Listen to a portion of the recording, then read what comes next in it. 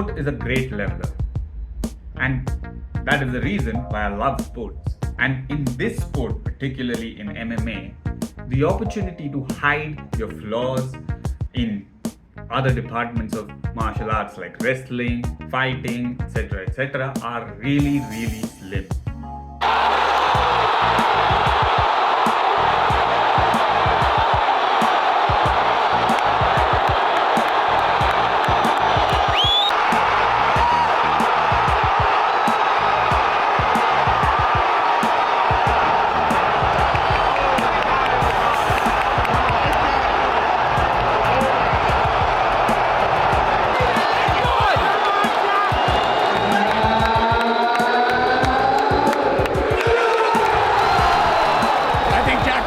Convincingly.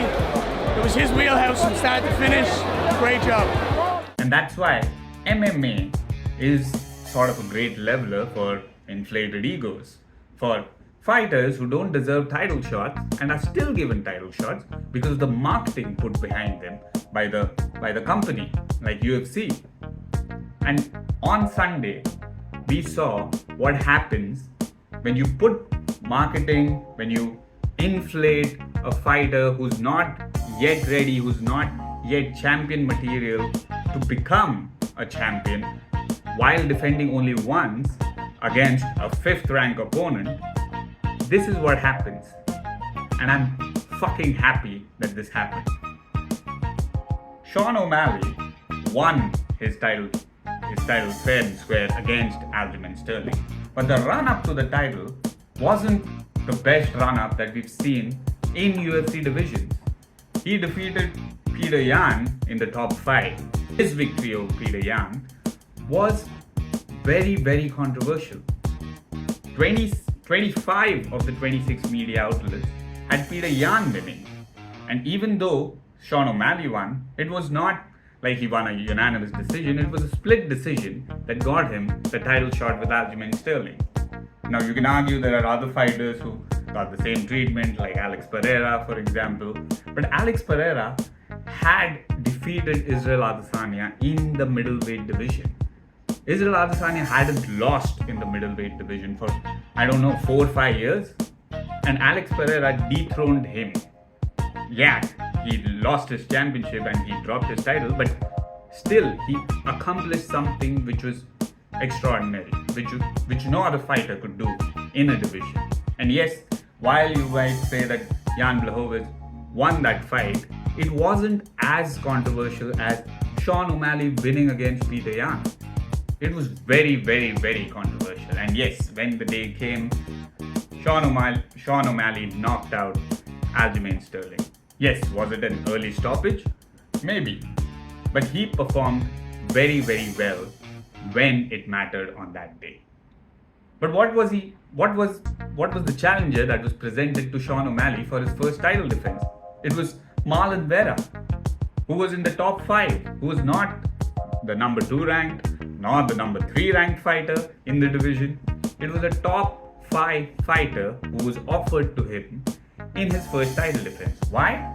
Because Marlon Vera was the only fighter to defeat Sean O'Malley. Like Sean O'Malley is John Jones. Like, he's the fighter who can't be defeated, and to defeat him is such a big thing. So, the marketing again.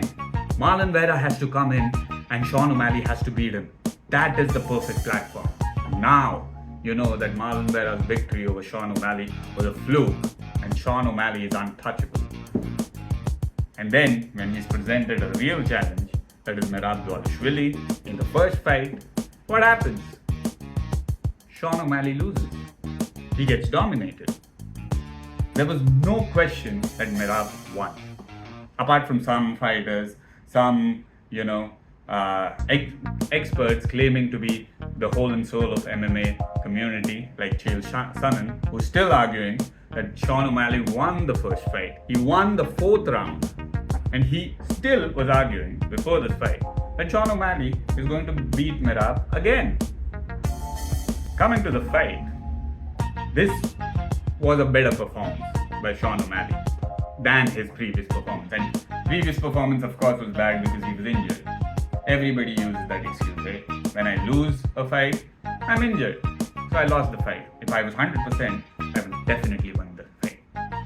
Sean O'Malley was not. He was injured. He did not have a good training camp. He did not sprawl in his training camp. He did not practice wrestling in his training camp. And that's why he was dominated for 5 rounds by Merab Dvalishvili. Okay, the last round, he hurt Merab in their first fight. But 4 rounds before that, he lost because he couldn't get any wrestling practice in his training camp, because he was injured, right? And that's why Merab could take him down easily. That's why he had no answer to Merab's wrestling, to Merab's relentless cardio, because Sean O'Malley is just that good. Without being injured, he cannot lose a match. So now, when he came in the press conference, in the build up to this fight, I've been wrestling. I've wrestled so much in one training session that I did not do it for the entire training camp last time. That was my preparation. That was Sean O'Malley's preparation for Merab Dvalishvili. A relentless cardio machine, an exceptional wrestler who out-wrestled Umar Nurmagomedov. But the gap was just filled because Sean O'Malley practiced wrestling a lot in his training camp. That's all it takes to fill the gap between Merab and Sean. Wow. Maybe if I start running today and if I run for 50 days, maybe I can beat Usain Bolt in a sprint. Because the gap is not that much. But Sean O'Malley thinks that if he wrestles, if he has enough wrestling sessions, maybe 12, 13 wrestling sessions before going up against Merab, he can win it. And what did we see in that fight? Nothing that we didn't expect. Sean O'Malley, of course, in the second round actually surprised me that he did not let Merab take him down even once. But even then, Merab was getting the better of him many times when standing up. Merab just wasn't respecting his power. He had faced Sean O'Malley once, and I think he gave too much respect to Sean O'Malley in their first fight, which he completely dominated. Because he wasn't this relentless in the opening 3 rounds that he was in this particular fight. He did not show him any respect. He just went ahead, full steam ahead. He was taking shots, he was giving it back, he was countering Sean O'Malley. It was just a nightmare for Sean. And in the 3rd round, he showed that when he is going to take Sean O'Malley down finally against the cage, he is not going to let him up. He was letting him up only to take him down again. And Merab is a fighter who doesn't get finishes. He got the finish this time. Because I think last time he had a chance, but he chose to kiss Sean O'Malley rather than submit him.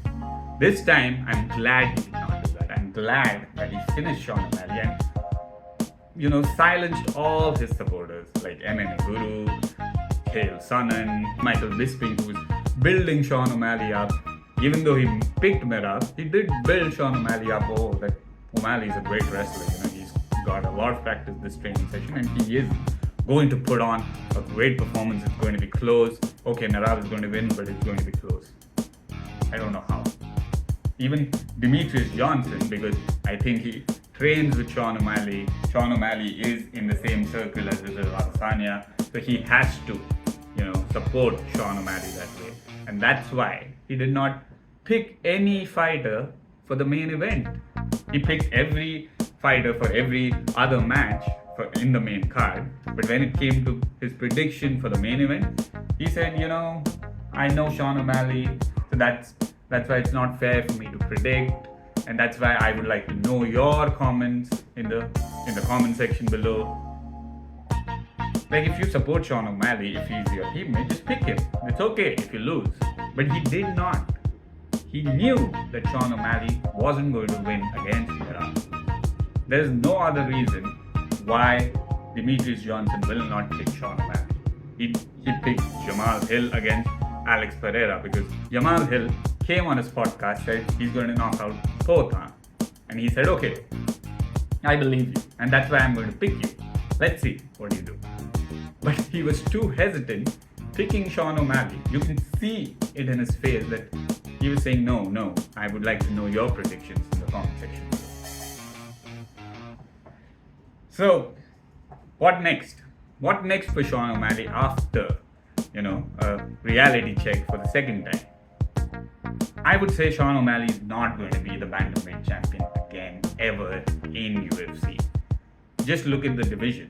You have Peter Yan, you have Umar Nurmagomedov, you have Corey Sandhagen, you also have Davison Figueiredo. I don't know if Davison will get the job done, but these three that I mentioned, apart from Merab, Peter Yan, Umar, Corey, are serious contenders, and I don't think he's ever going to become the bantamweight champion again. I don't think he's going to get a bantamweight title shot again because of so much competition in the division, so many great fighters, so many great wrestlers.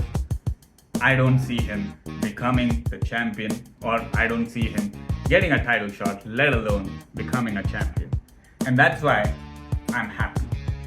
I'm happy because all this marketing behind a fighter who's not yet ready, who's just being pushed because of some agenda from an owner who clearly has lost his way in some 2-3 years now, has been backing the wrong fighters, has been not giving title shots to deserving fighters, and has been giving title shots to fighters who don't deserve it, who are just there, who is just good on the microphone, have no skill, are not yet in the elite of the division. For that matter, for the deflated egos, for the fake marketing going bust, for that particular fact, the armchair fighter rests happy.